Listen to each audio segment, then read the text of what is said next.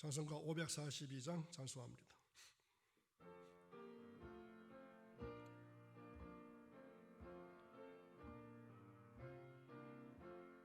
구주 예수 의지함이 심히 기쁜 일일세.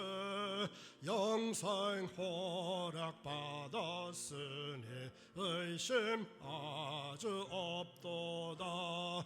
예수 믿는 것은 받은 증거 많도다. 예수 귀한 예수 믿음 더욱 주소서.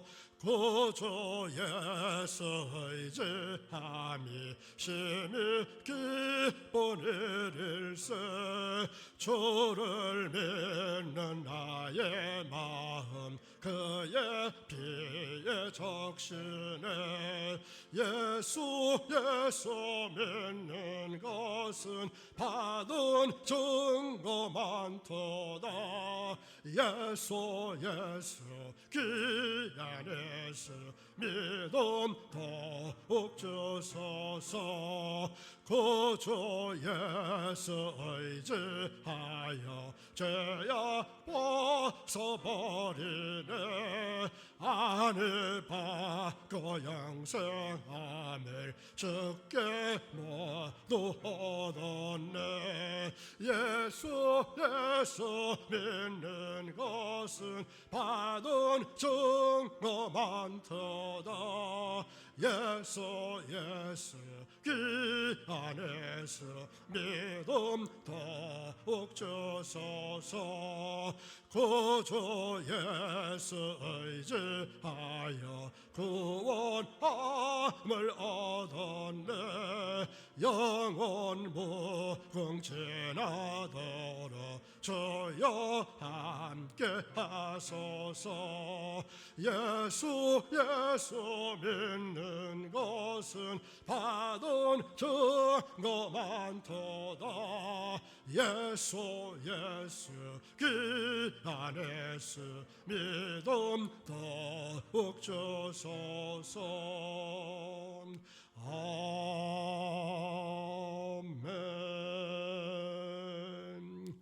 사도신경으로 우리의 신앙을 고백합니다.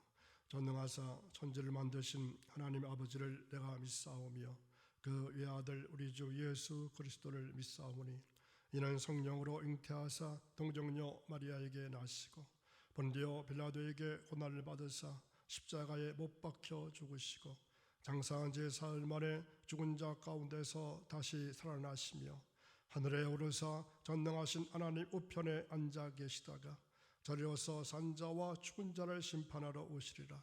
성령을 믿사오며 거룩한 공회와 성도가 서로 교통하는 것과 죄를 사하여 주시는 것과 몸이 다시 사는 것과 영원히 사는 것을 믿사옵나이다. 아멘.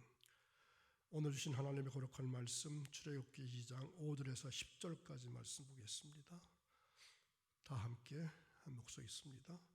바로의 딸이 목욕하러 나일강으로 내려오고 시녀들은 나일강 가를 거닐 때에 그가 갈대 사이에 상자를 보고 시녀를 보내어 가져다가 열고 그 아기를 보니 아기가 우는지라. 그가 불쌍히 여겨 이르되 이는 히브리 사람의 아기로다. 그의 누이가 바로의 딸에게 이르되 내가 가서 당신을 위하여 히브리 여인 중에서 유모를 불러다가 이 아기에게 젖을 먹이게 하리이까. 바로의 딸이 그에게 이르되 가라. 그 소녀가 가서 아기의 어머니를 불러오니 바로의 딸이 그에게 이르되 이 아이를 데려다가 나를 위하여 젖을 먹이라. 내가 그 삭슬 주리라. 여인이 아기를 데려다가 젖을 먹이더니 그 아기가 자라매 바로의 딸에게로 데려가니 그의 아들이 되니라. 그가 그의 이름을 모세라 하여 이르되 이는 내가 그를 물에서 건져내었음이라 하였더라. 아멘. 오늘도 새벽을 깨우신 여러분, 믿음의 사람들은 항상 다시 시작할 수 있습니다. 왜냐하면 믿음에 있어서 이미 늦은 때란 없기 때문입니다. 이러한 믿음의 사람들이 되시기를 간절히 축원합니다. 오늘 말씀의 제목은 세 여인을 통한 하나님의 섭리, 세 여인이 누구인지 찾아볼 수 있기 바랍니다. 그래서 키워드는 미리암, 하나님의 전능성, 실무교육, 자식교육, 이러한 키워드를 말씀을 통해서 꼭 찾아보시기 바랍니다. 자, 오늘 말씀에 나오는 갈대는 나일강 진흙밭에 아주 무성했던 이 파피루스라고 갈대를 말합니다. 욥기에 빠른 배라고 하는 말이 나오는데 중동 사람들은 갈대로 가볍고 빠른 배를 만들곤 했다는 것입니다. 자, 욥기 9장 27절, 26절에 보면은 이러한 말씀이 있습니다. 욥기 9장 26절, 그 지나가는 것이 빠른 배 같고 먹이에 날아내리는 독수리와도 같구나. 여기서 빠른 배가 바로 갈대로 만든 배라고 하는 것입니다. 우리말로 이 상자로 번역된 히브리어 테바라고 하는 말은 구약 성경 전체에서 노아의 방주란 말로, 그리고 오늘 본문 갈대 상자라는 말로 두 번 사용하고 있습니다. 자, 이 테바를 통해서 노아의 가족이 구원을 받았고 어린 모세가 살아났습니다. 이 한동대 총장을 지냈던 김영길 교수의 부인이신 김영애 교수가 쓴 이 갈대 상자라고 하는 책에 보면은 이러한 글이 나옵니다. 자, PPT 보여주세요. 사람의 눈으로 보기에 갈대 상자는 절망의 상자이며 불행의 절정이다. 갈대 상자는 불행한 시대에 어떻게 하다 보니 태어나 어머니로부터 버림받아 나일강에 버려진 무의미한 상자에 불과했다. 아무도 주목하지 않는 상자. 그러나 갈대 상자를 뚫어지게 주목하여 보시는 분이 계셨다. 강에 던져진 갈대 상자를 운전하고 계시며 갈대 상자가 목적을 향해 안전하게 갈 수 있도록 바람의 방향과 속도를 조정하는 분이 계셨다. 그분이 우리가 못 견디게 사랑하는 주님이시다. 우리를 주목하여 보시는 분. 갈대 상자는 선장도 없고 키도 돛대도 없는 이상한 배이다. 그러나 사실은 그 상자 안에는 하나님의 목적이 있으며 이스라엘의 리더십이 있다.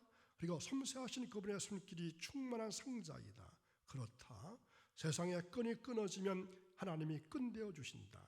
갈대 상자가 어머니의 손을 떠나는 순간에 하나님이 갈대 상자를 장악하시며 개입해 주셨다. 어떤 의미에서 보면 우리 한 사람 한 사람은 갈대 상자에 불과하다. 어떻게 하루하루를 살아가는 것인지, 말도 안 되는 고난의 끝은 언제인지, 도대체 하나님은 나를 살릴 것인지 죽일 것인지, 이러다가 내 인생이 이렇게 끝나는 것은 아닌지, 날마다 불안하고 날마다 두렵고 날마다 걱정이 태산이다. 그러나 염려하지 말라. 당신이 갈대 상자라면 소망이 있다. 갈대 상자는 보통 상자가 아니기 때문이다. 갈대 상자에는 하나님의 선하신 목적이 충만하다. 그 목적이 이끌어가는 상자가 갈대 상자이다.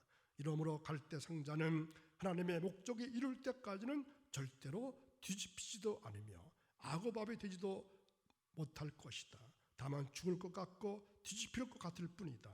그것은 느낌이지 실상은 아니다. 갈대 상자는 하나님이 통해하는 상자이다. 사탄이 뒤집히지 못하며 세상이 막을 수도 없을 것이다. 오래전에 읽은 책이었는데 오늘 말씀을 준비하면서 이 글이 생각나서 함께 읽어봤습니다. 우리가 몸담고 있는 교회는 갈대 상자입니다. 또 우리 갈대 상자인 교회에서 우리는 역청과 나부지를 칠하는 자세로 수고하고 봉사해야 합니다. 특별히 미리암을 통해서 우리가 교회에서 어떻게 수고하고 봉사할 것인가를 알아볼 필요가 있습니다. 자, 모세의 누이 미리암이 갈대 상자를 지켜보면서 어떻게 할까? 어디로 흘러갈까? 안타깝게 염려하는 그 심령을 상고해 봅니다. 교회에서 목사는 아버지 역할, 장로는 어머니 역할, 권사, 집사는 누이나 언니의 역할을 배워가야 합니다. 목사의 말씀을 통해서 견책과 징계를 통해서 다스리고, 장로, 권사는 신방하며 감싸주고 어루만져주고 상처를 치료해주고 보살펴줘야 합니다. 그래야 교회가 안정되고 또 평화롭게 되고 부흥하게 됩니다. 미리암처럼 뒤에서 숨어서 보살피고 염려함으로 해서 믿음의 아들인 모세를 보호하는 운동이 필요한 것입니다. 만일 아버지가 안 계신 집안에서는 어머니가 그 몫을 또한 해야 합니다. 우리는 적어도 누이 미리암의 심정과 자격으로 교회를 보살펴야 합니다. 우리는 또한 교회를 섬길 때에 내가 무엇이길래 목사, 전도사, 장로, 권사, 집사로 세우셨나? 또 교회를 부흥시키려면 나 같은 것보다 더 유명한 부목사를 세우시지, 또 억만장자를 장로, 권사로 세우시지, 어째서 나같이 못나고 약하고 둔하고 어리석은 자를 목사, 장로로, 권사로 세우셨나? 이것을 바로 깨달아야 합니다. 그러므로 감사함으로 최선을 다하는 미리암이 되어야 합니다. 하나님의 전능성을 알기를 바랍니다. 오늘날 많은 교인들이 잘못 알고 하나님을 돕고 싶다고 말합니다. 하나님께서 무엇이 부족해서 우리의 도움을 필요하실까요? 그렇지 않습니다. 완전하시고 전능하신 하나님이신데 우리가 무엇을 도운단 말일까요? 사람도 부모 한 번 잘 만나면 일생 동안 부모 밑에서 신세지고 살아가는데 오히려 그 자녀가 부모 속을 썩이면 썩었지 그 부모를 돕게 되지는 않습니다. 하물며 완전하시고 전능하신 하나님을 아버지로 모시고 있는 이 성에서 어찌 우리가 전능하신 아버지 하나님을 돕겠다고 하겠습니까? 다만 하나님의 도우심을 우리가 받게 될 뿐입니다. 언제 죽을지 또 어떻게 될지 알 수 없는 신세지만 죄악의 흙탕물에 빠질지 모르는 우리를 가만히 내버려 두시는 하나님이 아니십니다. 하나님께서는 바로의 딸 공주를 동원하시고 권고하셔서 하숫가로 목욕을 나가게 하셨고 또 갈대 상자를 발견케 하셨고 불쌍히 여기도록 그 마음을 열어주셨습니다. 이 모든 것이 하나님의 주권 역사입니다. 우연이 아닌 필연입니다. 바로의 딸은 남편이 전쟁터에서 죽어서 과부가 된 몸으로 외로웠을 것입니다. 만일 하나님의 역사가 아니었다면 그까지 갈대 상자, 더구나 시부리 남자 아이 하나 정도는 명령만 하면 얼마든지 하숫가에 집어넣어줘서 끝나게 할 수 있습니다. 그런데도 어째서 바로의 공주는 시부리 사람의 아이라고 하는 것까지 알면서도 왜 건지고 또 살렸을까요? 그의 아버지 바로의 명령은 정말로 지엄했습니다. 시부리 사람의 아이 중 남자는 다 죽여라. 이 명령은 곧 법입니다. 생명인데 이 명령을 공주가 어겼으니 어떻게 된 일입니까? 이게 다 하나님께서 역사하심이 아니고 무엇이겠습니까? 하나님의 역사하심이 없이는 이런 사건이 이해되지 않고 이루어지지 않을 환경과 상황과 사건들입니다. 본래부터 애국과 시부리는 같이 동화되거나 같이 살 수 없는 이질적인 존재로서 원수지간입니다. 또 물과 기름 같은 그러한 상황인데 불쌍히 여기는 마음이 어떻게 들었을까요? 가련하고 애처로운 마음을 어떻게 공주가 가질 수 있었을까요? 또 그 많은 시녀 중에서 어찌 한마디인들 없었을까요? 공주마마 왕의 명령인데 어찌하시옵니까? 그러나 하나님께서 그 시간에 사자굴 속에 사자 입을 막으신 것처럼 그 입들을 다 막으셨습니다. 하나님은 이처럼 나라고 하는 나를 사랑하시는 방법이 아주 신묘 망측하십니다. 갈대 상자 뚜껑을 열어보니까 남자아이였습니다. 공주가 치근한 마음이 들었는데 그 누이 미리암이 쪼르르 달려나와서 공주님, 아이를 위해서 유모 하나를 구해드릴까요? 이렇게 말합니다. 어쩌면 그렇게 공주가 목욕하는 데까지 와서 엿보다가 주제에 넘게 나서서 말할 수 있을까? 이것이 미리암의 사명을 감당하는 목적이요 계십니다. 교회학교 교사, 집사, 권사, 속장은 다 이렇게 미리암처럼 사역을 해야 합니다. 모세가 어떻게 되는가를 바싹부터 살펴보고 눈을 떼지 않은 미리암은 바로 오늘날 우리의 표상이 되어야 합니다. 오늘 우리는 하나님의 역사하심이 완전하시고 온전하시고 나를 사랑하심이 오묘함을 인정하시기 바랍니다. 그리고 온전히 생사복을 주관하신 우리 주님 앞에 감사하며 간섭권과 보호권 안에 있음을 믿고 안심하시기 바랍니다. 주님은 부르심을 입은 자들로 합력하여 선을 이루게 하십니다. 자, 미리암은 모세가 갈대 상자에 있었을 때에 대략 14세 또는 15세가량 되었을 것으로 추정됩니다. 그런데 미리암의 뜻이 우리의 생각보다는 좀 특이합니다. 요게벳은 여호와 하나님께 영광이라는 뜻이라고 했는데 미리암의 뜻은 좀 특이합니다. 반역이라 하는 의미가 있습니다. 미리암이 모세가 구스 여인과의 결혼을 구실로 해서 이 모세의 리더십에 흠집을 내고 대적했던 그러한 사건이 있었습니다. 아마 그녀의 이름 때문인 것 같습니다. 미리암이라는 말은 헬라어로는 마리암, 라틴어로는 마리아, 영어로는 메이라고 합니다. 지난번 누가복음을 공부할 때 이 이름을 충분히 공부했던 것으로 기억합니다. 메리, 마리아, 마리암 다 같은 말입니다. 미리암은 어머니 요게벳의 말씀에 전적으로 순종해서 나일강물에 떠내려간 동생 모세를 끝까지 지켜보았습니다. 그 결과 바로의 공주가 모세를 발견하자 담대하게 공주 앞으로 나갔습니다. 아직껏 어린 소녀였지만 동생 모세를 위해서 아무런 망설임이나 겁도 없이 주저함 없이 바로의 딸 앞으로 선뜻 나갔던 것입니다. 그리고는 바로의 공주에게 말합니다. 7절입니다. 내가 가서 당신을 위하여 시브리 여인 중에서 유모를 불러다가 이 아이에게 젖을 먹이게 하리이까. 미리암은 어머니의 부탁대로 주저함 없이 당당하게 바로의 딸에게 말했습니다. 그녀의 부친 바로가 시브리 남자아이를 하수에 던지라고 명령한 장본인 줄 알면서도 참으로 겁도 없이 당돌하게 이처럼 말했던 것입니다. 그리고 가라고 하는 공주의 명령을 받고는 재빨리 뛰어가서 그 친어머니 요게벳을 유모로 데려왔던 것입니다. 비록 어린 나이여 게다가 연약한 소녀였지만 미리암은 큰 용기로서 맡은 바 사명을 다 감당했던 것입니다. 이같이 미리암의 용기가 있었기 때문에 모세가 그의 친어머니의 품에서 교육받을 수 있었고 또한 바로의 궁에서 교육받을 수 있었습니다. 모세의 누이 미리암을 통해서 유모로 소개받은 모세의 진짜 어머니 요게벳은 미리암보다도 더 안타까울 것입니다. 그리고 그 심정 아마 하나님의 심정일 것입니다. 그 심정은 말로 다 할 수 없습니다. 요게벳이 유모로 젖먹인 기간은 나와 있지는 않습니다. 그러나 당시 풍습으로 봐서 걸음마를 할 때까지 또는 3살 정도라고 말합니다. 여기서 젖먹이는 동안의 교육의 중요성을 또한 알 수 있습니다. 모세가 바로 궁에서 애굽의 교육을 받기 전에 짧은 기간 중 진짜 어머니 요게벳으로부터 젖을 먹으면서 받은 실제 어머니 교육이 일생을 하나님의 사람으로 시브리 사람으로 살아가는 원동력이 되었습니다. 이처럼 누구에게서 신앙의 처음이 길러지느냐 하는 것은 일생을 좌우하게 되는 것입니다. 바로의 딸은 모세를 바로의 후계자로 만들려고 자기들이 믿고 있는 태양신에게 빌었을 것입니다.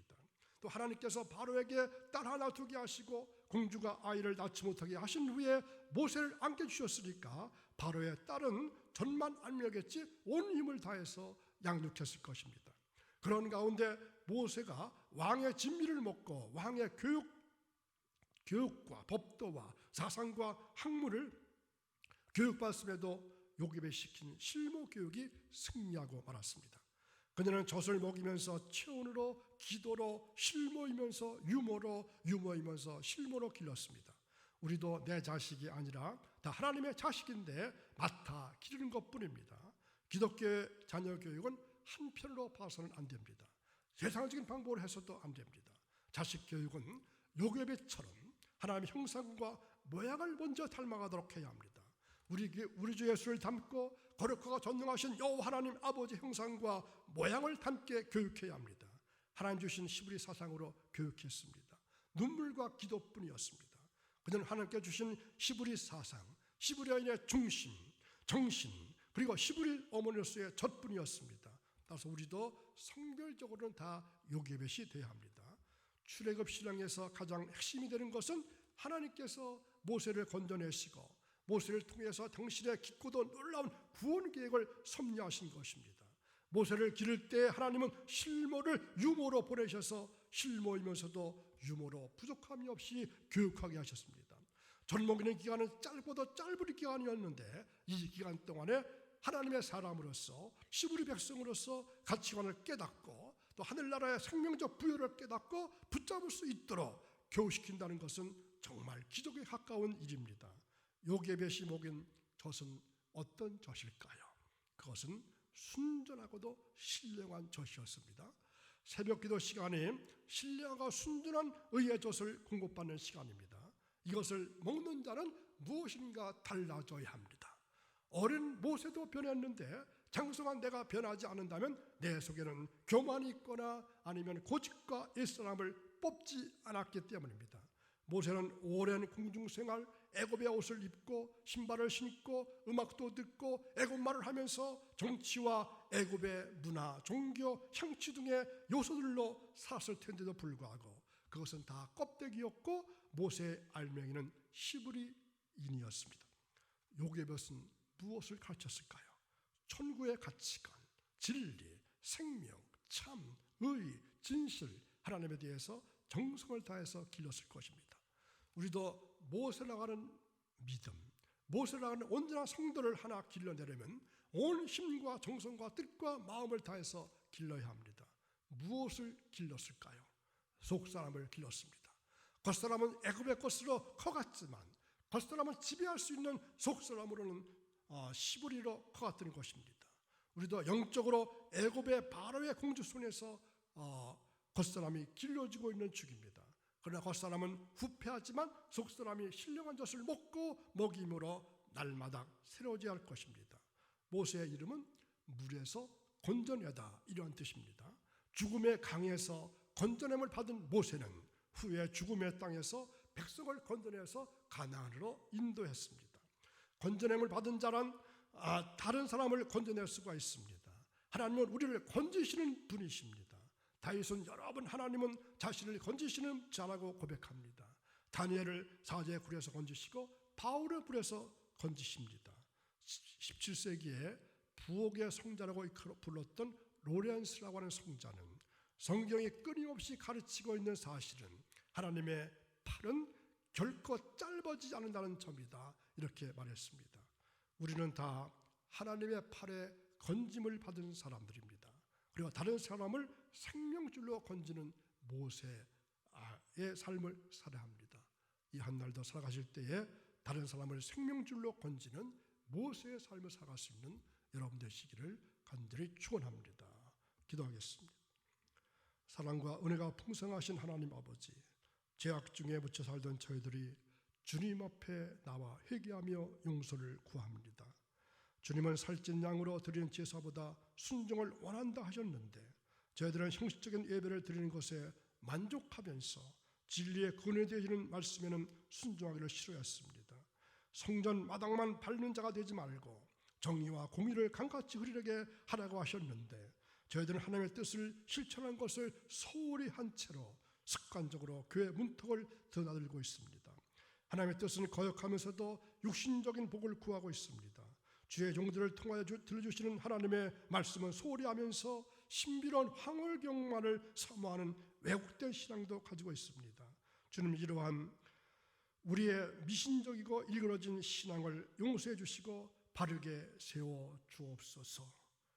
오늘 한날 살아갈 때에 모세처럼 나도 남을 건져내는 그러한 삶을 살아가기를 원하며 예수님의 이름으로 기도하옵나이다. 아멘.